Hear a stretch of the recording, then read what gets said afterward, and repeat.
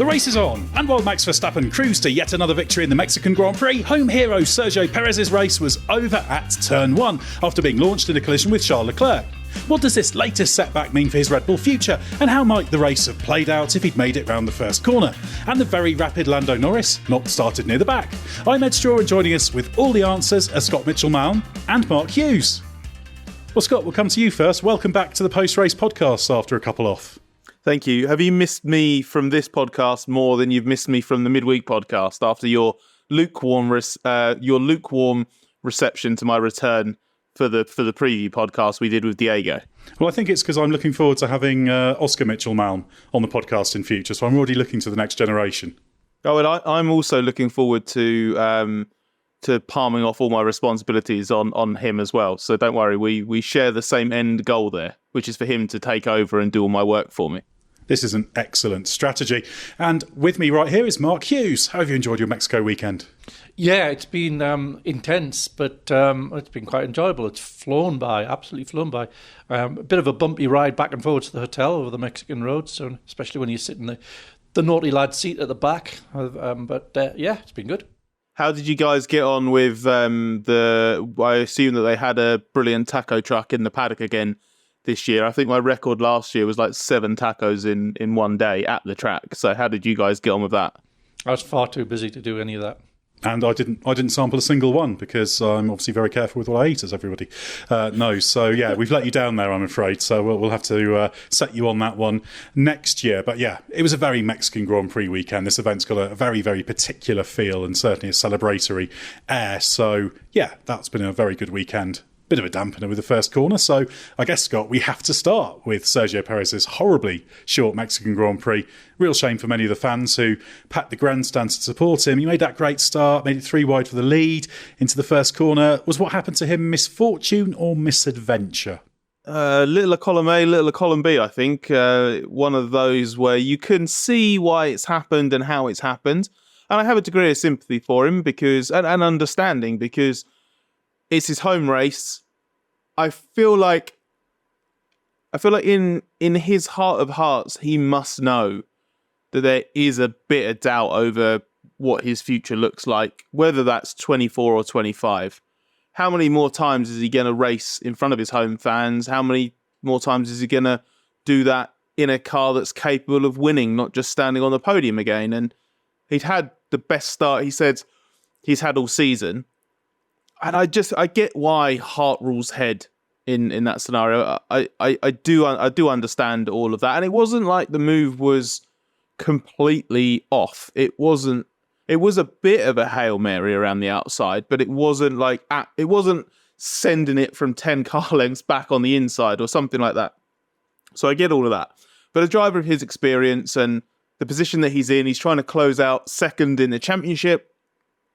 I just feel he knows better. He should know better. He should be applying a little bit of discretion. And if you're going to make that move, you have to leave enough margin to actually be able to pull it off. And that's the problem I had with it. It was just, I think he said he was surprised that Leclerc was still there because of how late he braked in the middle. But why shouldn't Leclerc be contesting that corner just as much as everybody else? And I just feel like if Perez is going to make that move, you have to play the percentages a little bit.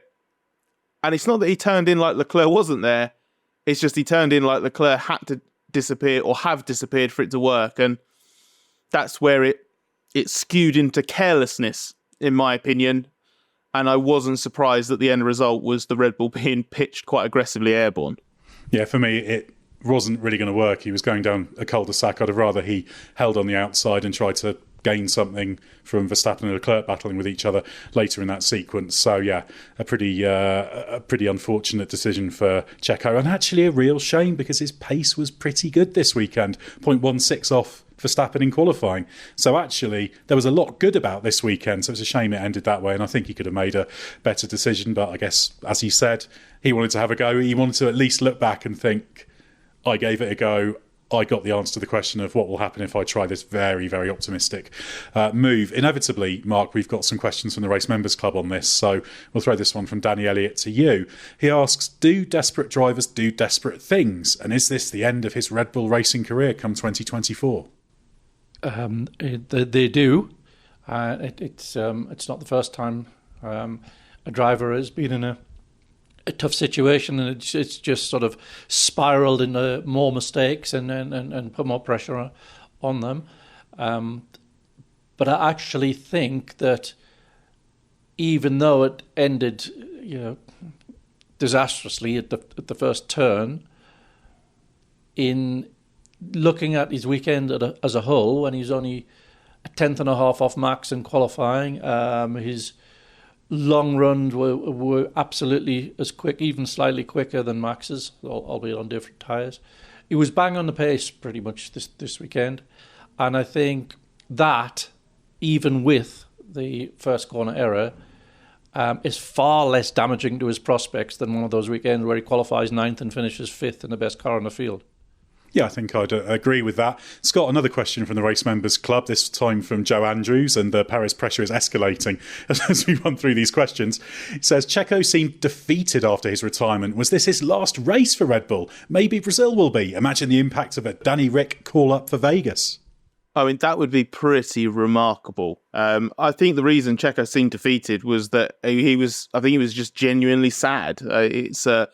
It's the worst feeling in the world for a driver to crash out on the first corner of their home Grand Prix, especially when Checo knows that, he's a national hero, and it's not just that he's got good support in the grandstands, it's hundreds of thousands of people are there just for him. So there's pressure, there's expectation, but there's a huge desire as well to do a good job and succeed and do well in that race. And he would much rather just stand on the bottom step of the podium than he would be eliminated on the opening lap. So I think that's just inherent disappointment and sadness. I'd be absolutely stunned if he has driven his last race for Red Bull. I agree with Mark's sentiment just now that ultimately a weekend like this, it isn't as bad as those almost anonymous weekends. We'll talk about Daniel Ricciardo in more detail later, but it's more awkward in this scenario because it creates such a harsh contrast with what Ricciardo did. So I think there's more pressure, and there is mounting pressure on Perez. I'm not 100% convinced by some of the language being used by Red Bull around it. Helmut Marko seems typically more forceful and forthright in what he says. Perez has got a contract and that's the plan, blah, blah, blah. But as Christian Horner put it, the intention is for Perez to drive in 2024 because he's got a contract. But you can have the intention of doing something and not actually go through with it. And Horner is meant to be the team principal of Red Bull Racing. So if there is a contract and he wants Perez to drive next year, why would it just be the intention? It would happen, right? And that might just be a nuance of the language that Christian uses, but I feel like it's a bit more deliberate than that. Perez isn't doing anywhere near as bad a job as the likes of Pierre Gasly did when he got dropped in the middle of the season, but that same language was used around then. No intention of dropping Gasly, and then a few weeks later they did exactly that. Yeah, exactly. It would be very, very easy to be more emphatic about it, knowing there's so much talk about it in Red Bull as previous. But yeah, I'd agree it would be pretty extreme for Red Bull to make a change before the end of the season. I can't possibly see that one happening, and that gives Perez the chance to pick up some good results. Now, Mark, let's play hypotheticals a little bit, because the race was pretty straightforward in the end, the way it played out for Verstappen. What might have happened had Perez not only survived turn one, but got the lead? The Mexican fans on their feet. Perez leads the race. Mm-hmm. Could he have done something magical? Well, I asked Christian Horner what would have happened in that situation, and he said, well, it would have been every man for himself. They would have been allowed to fight for the win. And you would think, well, yes, on the surface you think, okay, but Verstappen would easily beat him. No, I'm not so sure. Because if you're in the same car, it's very, very difficult around that track to do an overtake. The DRS is pretty ineffective in that thin air. you can only follow for maybe a lap at a time before everything overheats, so you got to back off again. So I think it would have come down actually to a strategy battle between them, and it would have involved Max having to overtake ultimately on an offset strategy. And yeah, I'm sure he would have prevailed ultimately, but it's not impossible that Perez would have hung on. It would have been probably a bit like Miami, earlier in the season where Max had started from ninth and Perez was on pole. It would have ended up, I think, like that, a bit of a grind, but you always suspect that Max is the one that's going to have the upper hand. But it would have been fascinating. And there are several what ifs. There were, even if Perez had gone out at the first corner, there was the what if there'd been no red flag if Magnussen hadn't crashed, because Red Bull were absolutely wedded to a two-stop. They planned on a two-stop right from the beginning of Friday for both cars, and that's why they had an extra set of hard tyres for Max, an extra set of mediums for Checo, whereas everybody else had one each because they were already intending to one-stop. So you would have seen, without the red flag, a Leclerc one-stop versus a Verstappen two-stop.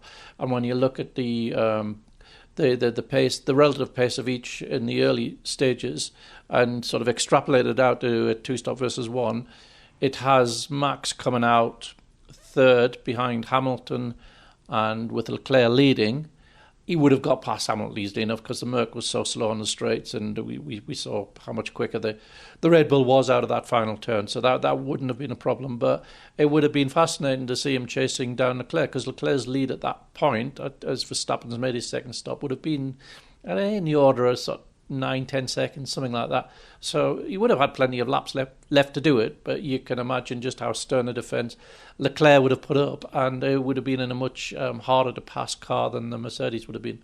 It's a good example of how red flags sometimes can really liven up races, but it had the opposite effect because it was just at the wrong time. This time, I've got to ask, Scott, just going back to the Perez leading, you looked slightly sceptical. Did you think that it would be difficult for Perez to have beaten Verstappen had he survived that first turn? Less that, and more that I was thinking a situation in which Verstappen has to beat Perez by either an on-track overtake or something strategic is like Red Bull's worst case scenario at the Mexican Grand Prix.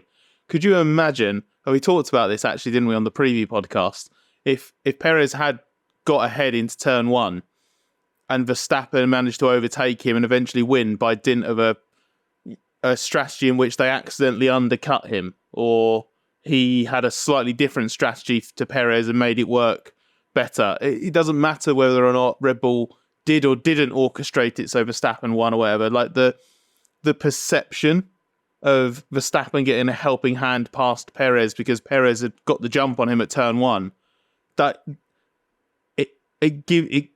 it makes me uncomfortable even thinking about a race in which Verstappen overtakes Perez to win the Mexican Grand Prix, because I just feel like that would have ended up being quite hostile, or at least very poorly received. Yeah, and I don't think Max would have done him any favours. Certainly, he's there to win the race, so he'd have gone for it, as racing drivers tend to do. Just quickly, the Mercedes pace, Mark, you mentioned that they wouldn't have had the speed to have beaten Leclerc normally, or Hamilton wouldn't, rather, but relatively promising again for them after that good COTA weekend. I guess it's sort of another gently encouraging weekend. Yeah, they're still on that sort of quite a gentle upward slope. It's not going to be enough to do anything spectacular, I don't think, but you know that the Merc is always going to have respectable race pace these days. That wasn't always such a certainty in the early part of the season. Yeah, I mean, its main problem was its lack of straight line speed. When everybody runs with their full wings, which they did here, the Merc's relatively inefficient, so it tends to be a bit slow at the end of the straights. That was its main problem. It wasn't very raceable. Yeah, and it was second place for Hamilton, which is a good result. George Russell, 6th. He struggled a bit. He said it was like driving on ice in the final 15 or so laps because he had to back off and then just lost the tyre temperature and never got it back. So, so Hamilton was very much the stronger of the two Mercedes drivers over the weekend. A strong weekend for him. Solid points for Russell, but he was a little bit disappointed with that. Well, let's quickly take a diversion because those who listen to our pre-Mexican Grand Prix podcast will know that this was the first round of the Race F1 Cup competition with 16 drivers drawn in 4 groups. The top 2 advanced to the quarterfinals. It's just a little bit of fun for the final part of the season, given the World Championship has long since been decided. You can follow the progress of this across the final race of the season on X or Twitter, as almost everyone still calls it, on @WeAreTheRace, and let us know who you expect to prevail. Scott, would you like to do the honours and let us know how Group A went? Yeah, so Group A was Carlos Sainz, Lando Norris, Alex Albon, and Zhou Guanyu. So Sainz and Norris progress from that group. Sainz 4th, Norris 5th. Decent recovery from Norris, given obviously he started at the back. And Albon scores more points for Williams, but it's not quite enough to progress in this competition. That was actually quite a tough group in hindsight, wasn't it? I think poor Joe was on a bit of a hiding to nothing there. Yeah, P9 for Albon, the highest placed driver to be knocked out. Group B was a bit of a walkover because there were 2 Aston Martins in it. Neither of them finished. So Lewis Hamilton 2nd place and Pierre Gasly in 11th advanced to the quarterfinals from that. Over to you with Group C, Scott. Yep, it was another Mercedes victory. George Russell prevailed there with Esteban Ocon comfortably following him through. It was Valtteri Bottas and the shock victim, lap 1, corner 1 crusher, Sergio Perez, knocked out. So I would say that Ocon is the big unsung beneficiary of Perez's retirement. Perez, of course, who I tipped to win this little competition in the last podcast, so I've done very, very well there. Fell at the last hurdle, fell at the first hurdle. And Group D, Charles Leclerc was in that, so his 3rd place was more than enough. And Oscar Piastri, despite a slightly disappointing race in 8th, goes through. So that eliminated Yuki Tsunoda, who should have gone through, and Nico Hülkenberg. Controversy then coming out of Group D. Maybe that's why Piastri and Tsunoda were fighting so hard. I think it must be. They knew this was all about Group D honours, and they knew they were the 2nd car in that group. So it just shows how hard they'll go. We had that question about how desperate do people get. So it must have been all about that. We've got our 8 quarter-finalists, though, now. Sainz, Norris, Hamilton, Gasly, Russell, Ocon, Leclerc and Piastri, who advanced to the knockout stages. We'll have a draw on our next podcast. So join us midweek for that, and keep following on X or Twitter, or whatever you want to call it. Right, Mark, let's get back to the race itself. And McLaren, specifically Lando Norris, he made what he called a silly mistake in Q1, so started 17th but came through to finish 5th. How good was his drive, and what might have been possible with a proper grid position? Yeah, it was a sensational drive under the circumstances, because what you can't do here is get the brakes too hot, because there's hardly any air to cool them. And that's, why you see everybody driving offset to the car ahead and keeping a big distance behind. And yet, on that restart, he came through and overtook 10 cars. And his tyres were in good nick at the end. And it was an extraordinary drive. Maybe the best of his career so far. And it had his team boss, Andrea Stella, reaching for the superlatives and comparing it to some of the great drives of some of the great drivers he's worked with in the past, including Fernando Alonso and Michael Schumacher. Yeah, and Stella's not to be trifled with when it comes to that sort of thing. He says it because he means it, doesn't he? Absolutely, and it was such a classy drive. And yeah, if he'd started anywhere near where he'd supposed to have done, you assume he'd be in the upper bit of Q3 at the very least. Then yeah, he would have.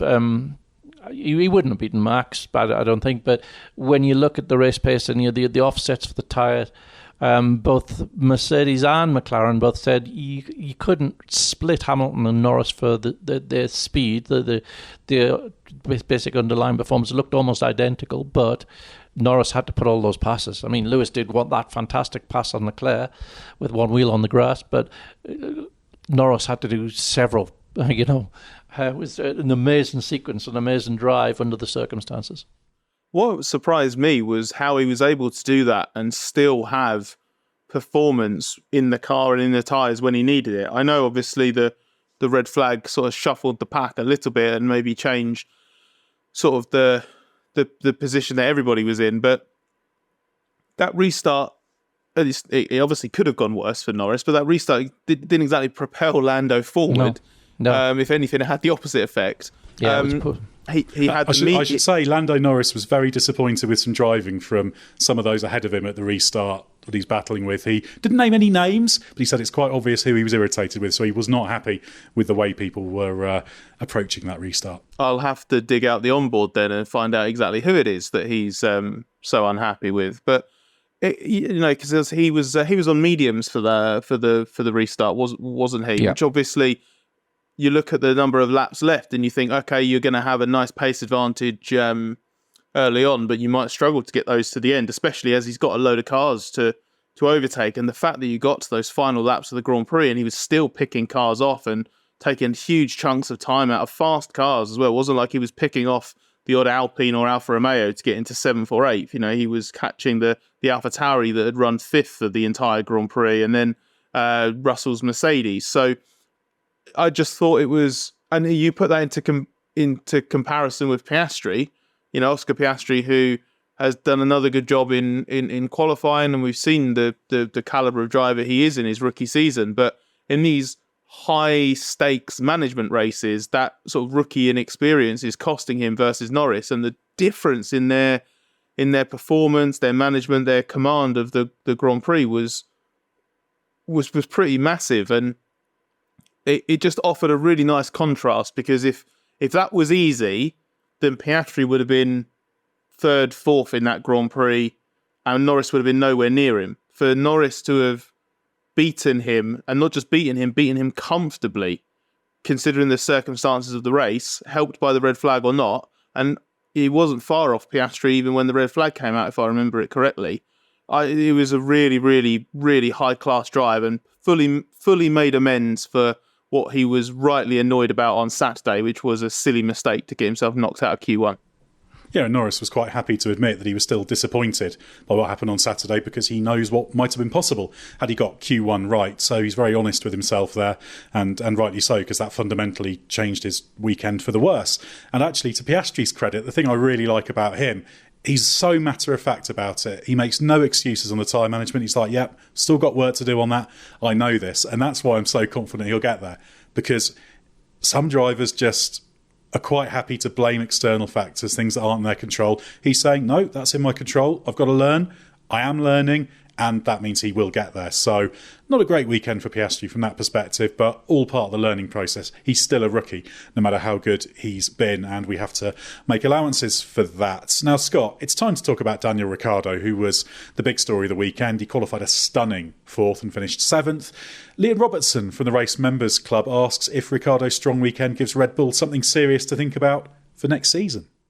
I think it does, absolutely. I have had the impression for a little while that if Red Bull wants to replace Perez, and we don't know for sure that it's in that place now, or if it actually ever will be this season, but if it wants to replace Perez, it needs someone to step up and be an obvious candidate, and there hasn't been anyone that has really offered that.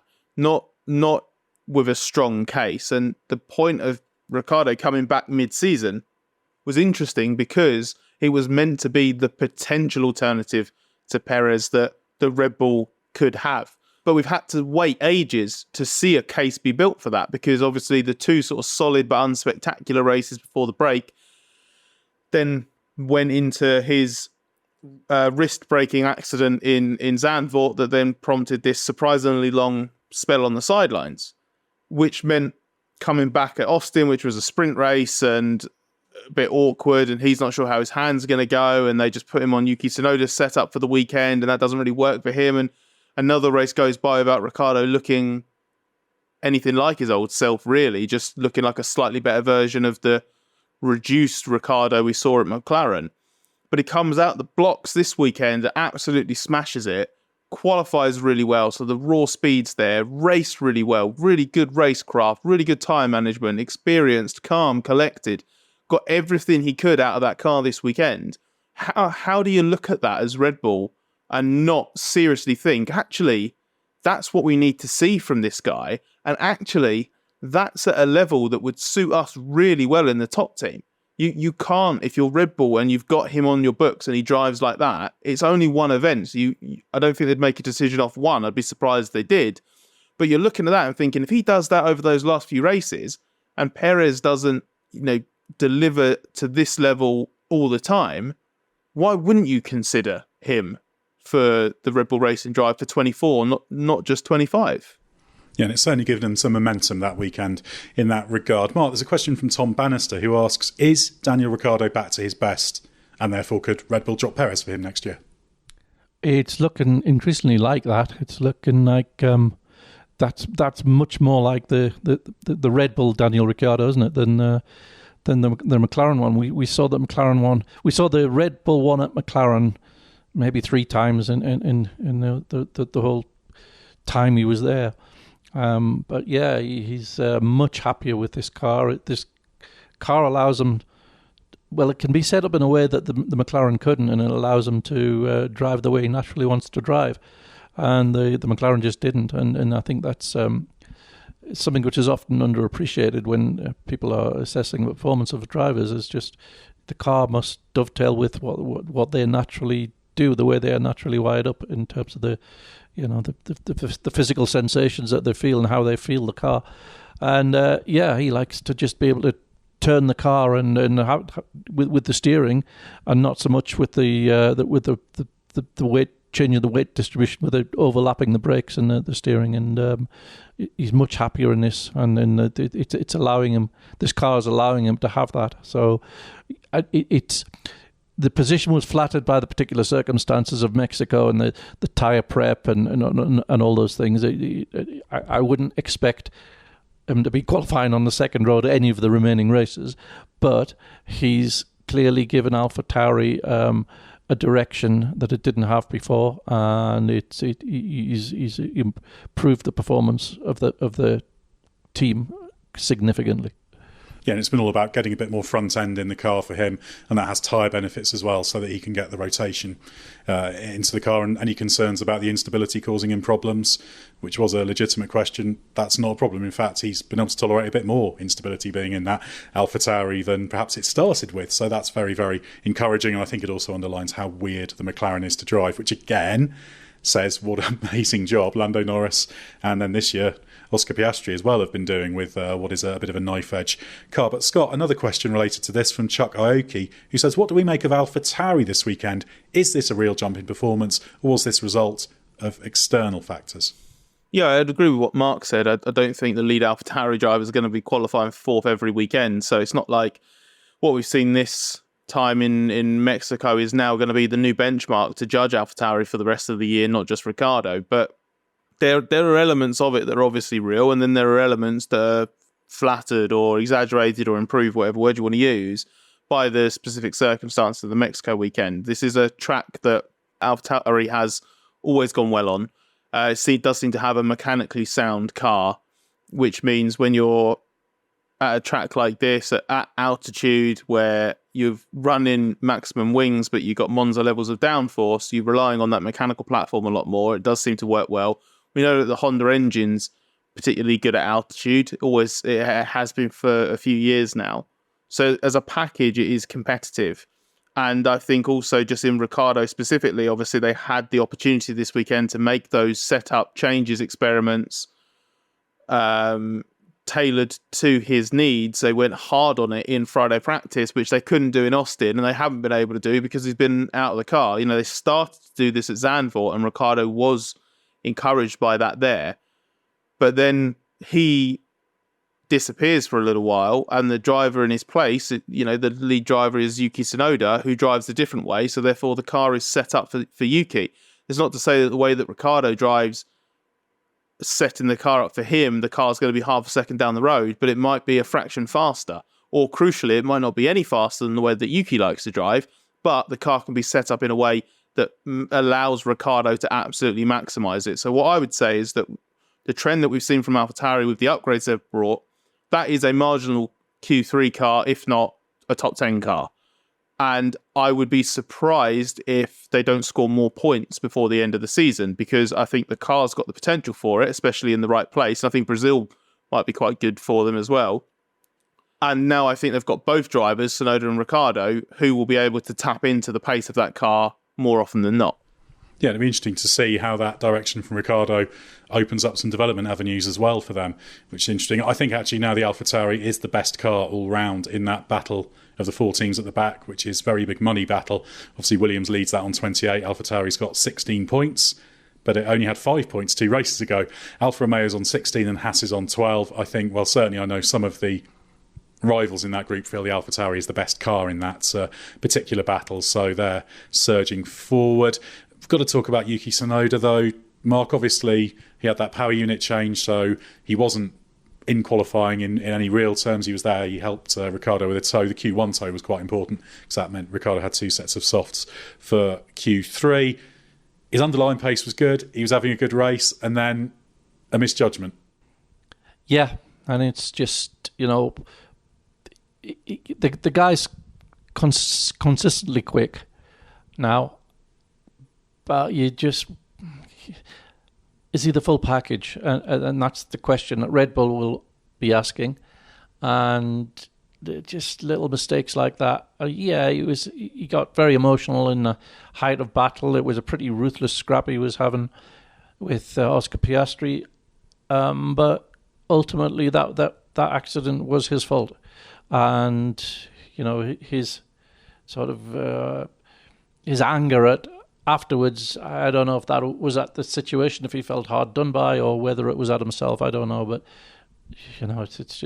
it's still not there. It's still not the complete package that we're seeing. I suspect he didn't articulate this, but I think it's probably annoyance at himself. I think he knows, and he knows that he needs to keep himself under control in races, and he'd be very disappointed because he had a pace advantage, and obviously that would have put AlphaTauri in an even better position in terms of their points in that battle for 7th, closer to Williams. So yeah, that was a real shame for Tsunoda, because actually overall he's had a pretty good season, but he's also had quite a bit of bad luck, and this was a day when, after the difficulties of the rest of the weekend and the power unit change, he was really looking like he could get something out of it. So yeah, a real shame. But Ricciardo's the one who's leading the way there at the moment. But we still haven't seen a really fair pace comparison between those two. So let's hope we have some fair weekends between those two over the next 3 Grand Prix. Let's move on to Williams now, Mark, because you could argue they had reason to be a bit disappointed, only to get a 9th place courtesy of Alex Albon this weekend. Quite odd to talk about Williams being disappointed with that kind of result, but how much better could it have been, and why wasn't it? When the track was a little bit cooler, it was absolutely flying, or Alex was.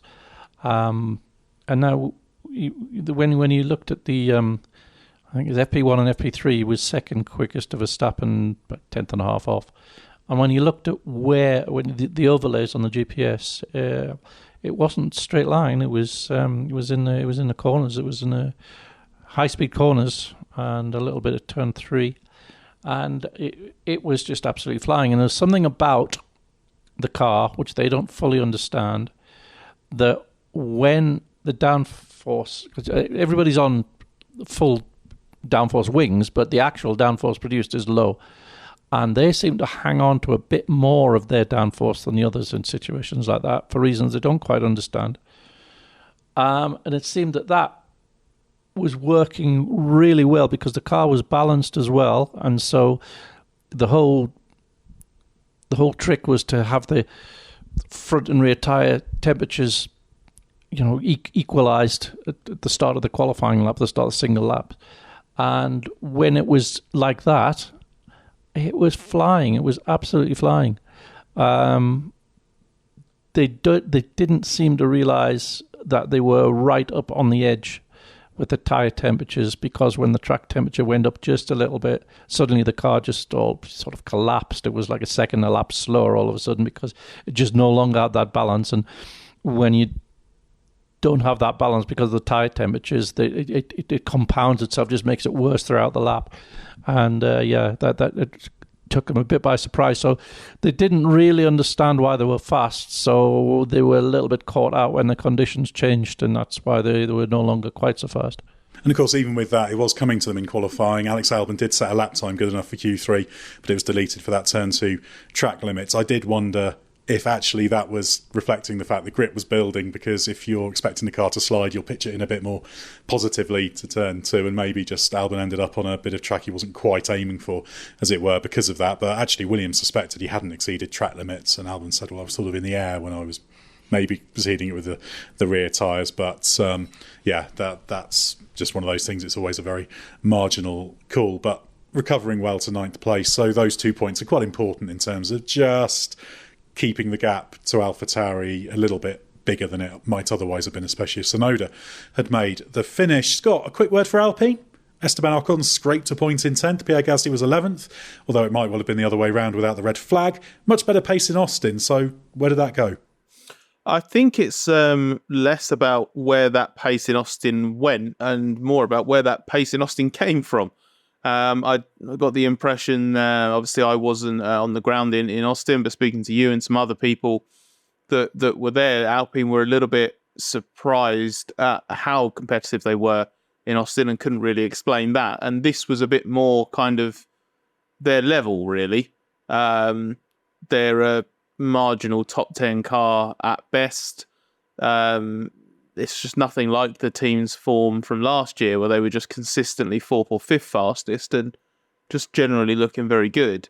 This just seems like I always thought that this track might be quite bad for them. Obviously, they keep complaining about the power deficit they supposedly have with the engine. So that was this is such a long straight here, and the engines are having to work a lot harder. So I figured maybe they'd have an even tougher time relative to other races this season.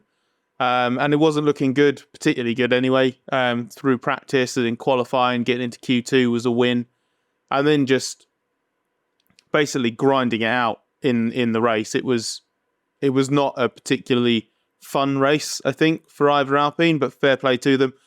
They hung in there. I was a little bit surprised and found it a bit cringy when Ocon's radio message came out over the broadcast and he said whatever it was about tell Haas to be ready because I'm coming or something like that. And it's just like, oh, come on.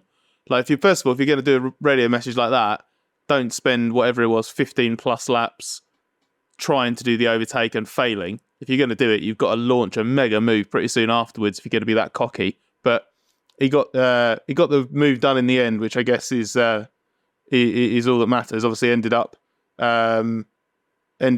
with Gasly being the one that got the point. So can't really say that Ocon had the last laugh in that battle. Yeah, and I think ultimately they were slow in Sector 1, which I think points to the engine thing you said, and also that car isn't great on cooling. We saw they had that special engine cover with the vents in the back of it, so they're having to take some extreme action. Obviously, anything you're using for cooling airflow-wise will compromise your performance a bit, so they're probably fairly happy with salvaging a point from that weekend on a weekend of damage limitation. Well, as always, we've had an avalanche of questions for the traditional final section of the podcast. Many thanks to the Race Members Club for your support and excellent questions. If anything, there are too many great questions, so we can't get to all of them. However, a few of those have been put aside for discussion in our next episode as well. Mark, the first question for you from Villa Nikari, who says, did Alonso spin on purpose during quali to stop Lando Norris's lap? It looked really clumsy and not an Alonso-like mistake. I absolutely understand your suspicions, and it did effectively ensure he got through to Q2, and some faster cars, including Norris, didn't. But looking at the incident closely, I'd give him the benefit of the doubt. He lost the car before the apex. It wasn't like he got there and then stood hard on the gas, which would be the normal way to deliberately spin. The outcome gets far too random if you lose it pre-apex. The car was just absolutely horrible this weekend. Plus, those C5 tyres at this track were incredibly difficult to prepare, and it's so easy to arrive at turn 1 with nowhere near the grip you're expecting. So, no, I don't believe it was deliberate, but I can understand, given previous history, that people may be suspicious. I think there was a little bit of belligerent Alonso this weekend when those things tend to happen when he's not happy with the way things are going. He did actually admit he was having a pretty bad weekend and struggling and not particularly happy, not doing that well. So, yeah, it's all coming a little bit unstuck there. Scott, a question for you from Don Anderson, who says, have the drivers shown a solution to the qualifying queue problem? Perhaps with 5 minutes to go in any quali session, the lights have to switch to a 2 seconds on, 5 seconds, or maybe longer, off sequence, like an on-ramp to the motorway. This will release cars in a more orderly fashion. Also, the pit exit should close 2 minutes before the end of the session. Have the drivers inadvertently hit upon a solution to a persistent problem? I still think an even better solution is making qualifying laps start and end at the end of timing Sector 2, but metering the output of the pit lane might be the next best thing. I like the thought that's gone into this, and I think if you're going to have a look, not manual, what's the word? If you're going to have a specific solution like this to try to deal with the driving unnecessarily slowly, finding a gap problem that we see so often in qualifying, then sort of regulating when teams or when cars can get on track feels like the most logical way of doing it. And in a sense, what sort of Verstappen started in Singapore and what we saw more so this weekend, in its own way, it's kind of elegant, because it as long as there then isn't ridiculously slow outlap, so that the car that's waited ages in the pits catches up the slow outlap cars anyway by turn 4 and 5, rendering the whole exercise futile, that it should work. It should work, because ultimately everyone's running to roughly the same kind of... There's a bit of variance in outlaps and tyre prep between teams and cars, but generally speaking, they should all be fairly similar. So I think there's potentially no harm in trying something that regulates when the cars are allowed on track. I think what made it look a bit messier and would have been a bit more concerning this weekend is that when you get those queues, the drivers or the cars that are in the queue don't really know what's going on, and that's where you risk having cars trying to drive round the ones that are stopped in the pit exit. And I think I might be slightly misquoting you, Ed, but I think what you've always said when it comes to zero tolerance on safety in the pits is that, barriers, tyre barriers, Armco barriers, whatever it is, Tech Pro, that's all designed to be hit. People and things in the pit lane aren't designed to be hit. So if you have that kind of random element of drivers doing what they want when they're trying to get out, it doesn't actually take much. You don't have to be going at a particularly high speed for a bit of contact to send a car somewhere else. So I'd like there to be either nothing allowed in the pit lane or something a little bit more organised, just to make sure that it's all a little bit more orderly, controlled and safe with the cars going out on track. Because ultimately, leaving the pit lane's not meant to be part of the spectacle in qualifying, right? Well, it was something of a spectacle in Mexico, wasn't it? But I'm not sure it was a very, very good one. But there's certainly an intent to do something about it, but they have to be careful and not just moving the problem around, which that actually follows on from. So, yeah, an interesting one. I think we'll see maybe some changes next season in terms of that kind of thing. The next question comes from Lockie Cowan, who says, was the gap between Tsunoda and Ricciardo exaggerated due to Tsunoda's penalty? Tsunoda's race looked very impressive, going from P18 to P8 at the restart. It seemed like Tsunoda's pace in the race was there. I do wonder where he would have been without that grid penalty. Thoughts? Well, yeah, as we've mentioned, it was exaggerated. I still suspect Ricciardo would have been quicker, but I'm not sure it would have been by much. And it would have been an interesting comparison of their two driving styles, as Tsunoda's much more brake late, make up some time early in the corner. And of course, Tsunoda was a little bit limited in the weekend as well, because he sat out FP1 for Isaac Hadjar, incidentally, who had a pretty impressive first run. Not stunningly quick, but never driven an F1 car before, followed it closely. He was sort of an under-the-radar, quite promising start. I'm going to be keeping a close eye on him. Ollie Behrman, who Scott was following closely, was the probably the real star, because he was outstanding in the Haas, but he's in a very slightly different place in his developments and wasn't a complete F1 newcomer. But anyway, I've digressed. So I think Tsunoda would have been up there with Ricciardo without the engine change penalty, and probably just behind, but not necessarily. It could have been the other way round. So I don't think we've had the Tsunoda versus Ricciardo pace conundrum solved yet, and I hope we will in the final 3 races. Mark, a question for you now from Backslider. With the soft tyre again seeing minimal usage in the race, as in Austin, is this an error from Pirelli in the compound selected or a deliberate strategy? Should we consider the soft to be essentially a qualifying tyre now and irrelevant to the race? Well, it varies from track to track. There isn't a single policy, but yes, in this case, that tyre was known to be way too soft to be a feasible race tyre, and that it would be used as a qualifying special essentially. So that that dovetails. That it's sort of railroads everyone to adopt very similar strategies. It's tricky to get right, because especially in Mexico, because you can have such wild variation in tyre performance according to the conditions, which you can't accurately predict. But as a generalisation, there are certain tracks that you come to where it's pretty much known in advance the softest tyre is going to be a qualifying tyre only, and this was one of them. Question for you now, Scott, from Thomas Knight. Now has a bottom in the Constructors' Championship. I asked about the possibility of this in the Canada podcast. How disappointing was this race and indeed season? Another expensive rebuild for the K-Mag car and no finish higher than 10th in a Grand Prix since Melbourne. Yeah, it's really disappointing.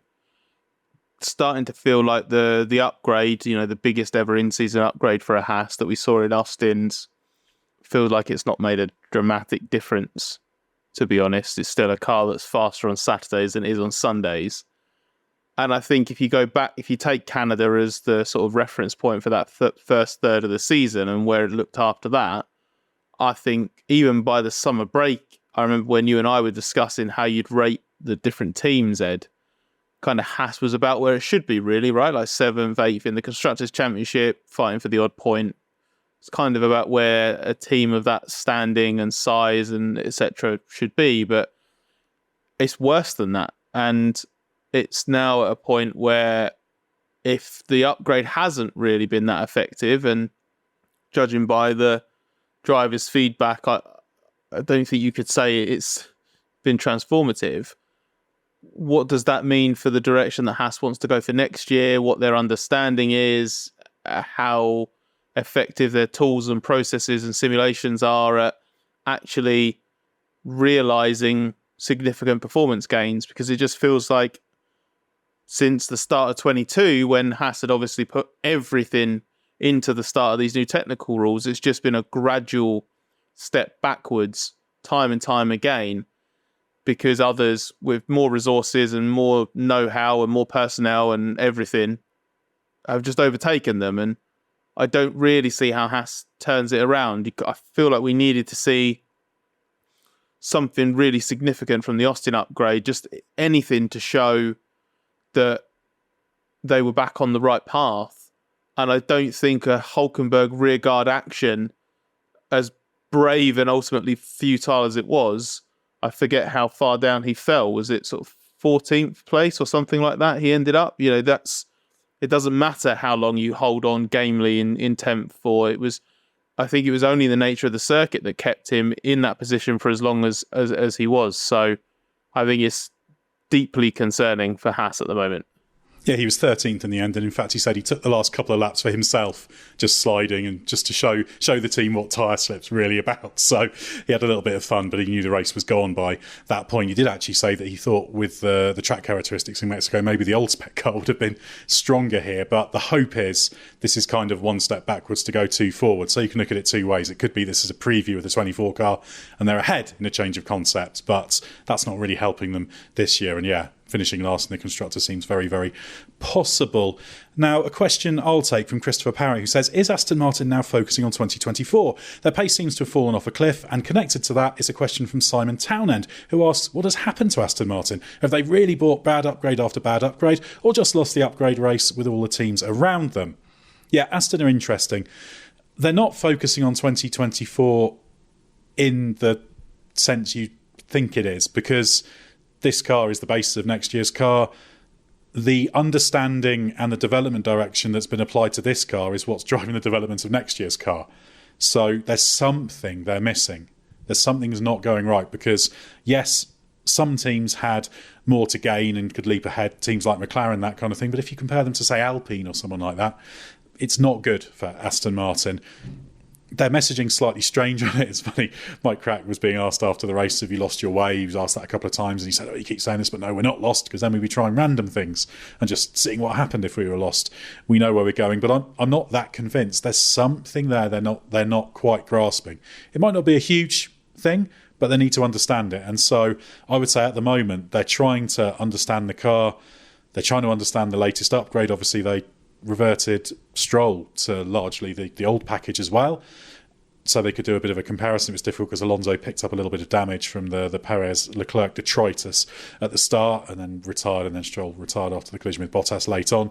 So I'm not sure how much they learned overall. But yeah, it's not all adding up, and there have been a few little operational things which are unusual for that team going wrong. So they feel like things are getting a little bit difficult, but I don't think we can just say they've sort of written off this year and they're focusing on next year, because this year is next year. and they need to make some steps in the last few races in understanding to show that they're on the right track. So nervous times there, I think, for that team after its astonishing first half of the season. Mark, a question now for you from Kevin King, a nice straightforward one. Where could Lando have finished without the red flag? Maybe a place or two higher, because obviously he was very disadvantaged by the timing of his pit stop just before the red flag. But in another sense, the red flag helped him. It didn't help him positionally, of course, but it brought the front of the pack within much closer reach.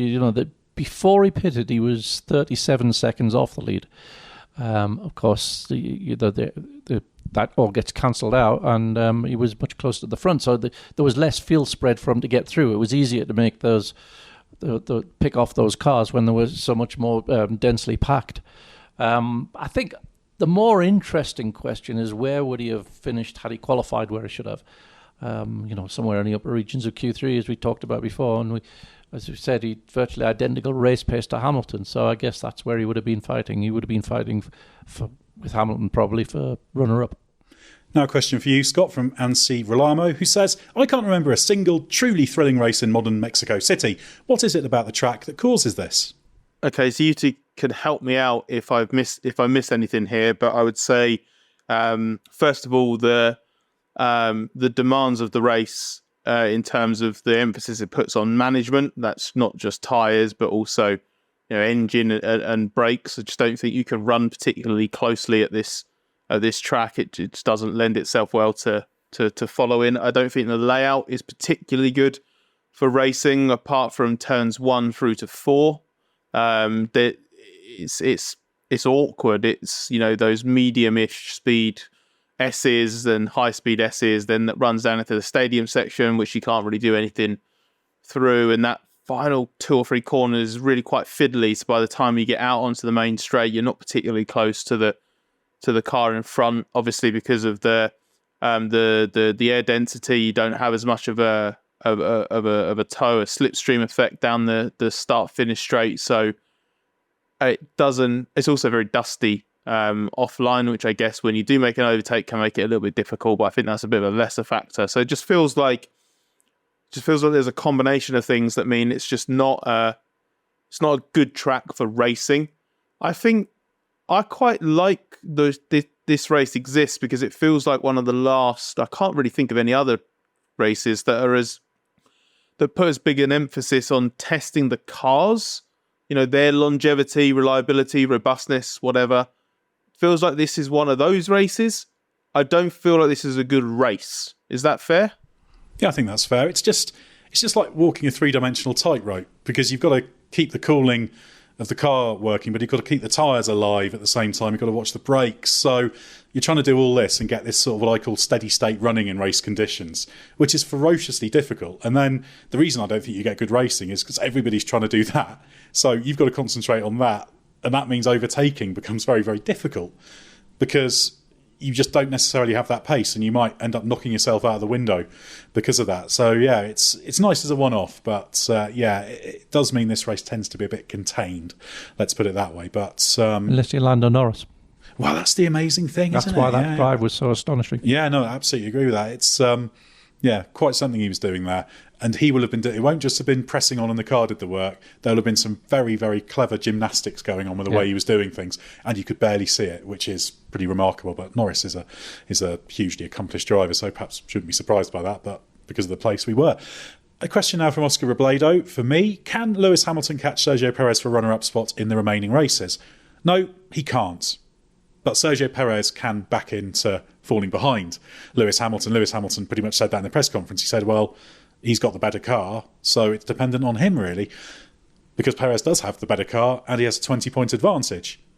So really, it's down to Perez. He should finish second, but Hamilton's having a nice run at the end of the season. He's happier with the rear stability of the car and the feel, so he's going to pick up some decent results. But yeah, it's all on Perez. Ultimately, I'd still think Perez probably will finish second, and I think he should. But yeah, Hamilton will be there waiting to pick up any trips that Perez had, and that first turn one today has certainly reignited that battle. And the final question for you, Mark, from Nevin Knowles, who says, should Ferrari have put the medium on Charles Leclerc at the restart? They had a new medium, and on a similar strategy to Max, would not have had the pace. We saw with Lewis that mediums could go the distance. Was Ferrari too conservative? In hindsight, yes, but mediums were a risk in real time. Mercedes and McLaren put them on, but they were very nervous about whether they could do 36 laps on them. They weren't convinced, but they did it to be aggressive because they had little to lose and not much threat from behind. So, if they just did the same, they would definitely not going to make progress. With the mediums, they might. But it was risky. Whereas Ferrari, where Ferrari was sitting, they had plenty to lose. And the calculation, the data from the practices, pretty much of every team was that after 15 laps, the hard would be the faster tyre. And there were 36 laps to go. And if you just gone off the numbers that pretty much every team was working off, the hard was the logical decision. And the medium was the gamble. But as it happened, those numbers didn't turn out to be right because the way the track temperature came down, and the medium ended up being a faster tyre. So those that put it on as a gamble looked like they were really smart, and those who didn't looked like they were silly. But that's not how it works in real time. That's the important distinction between real time and hindsight. Well, thanks very much to everyone for those questions, and thanks very much to Mark and Scott for their excellent answers. Head to therace.com and don't forget the hyphen, plenty to read there on the Mexican Grand Prix. Mark uses race analysis, my driver rankings, and Scott's been writing about Daniel Ricciardo, all sorts of things to delve into there. Check out our other podcasts, including Bring Back V10s that tells classic F1 stories, the Race F1 Tech Show with the legend that is Gary Anderson, our IndyCar, Formula E and MotoGP podcasts, and also have a look at our YouTube channel, both for short and longer videos. Well, that's 2 down, 1 to go in this triple header, so stay with us for everything you need to know from the Brazilian Grand Prix.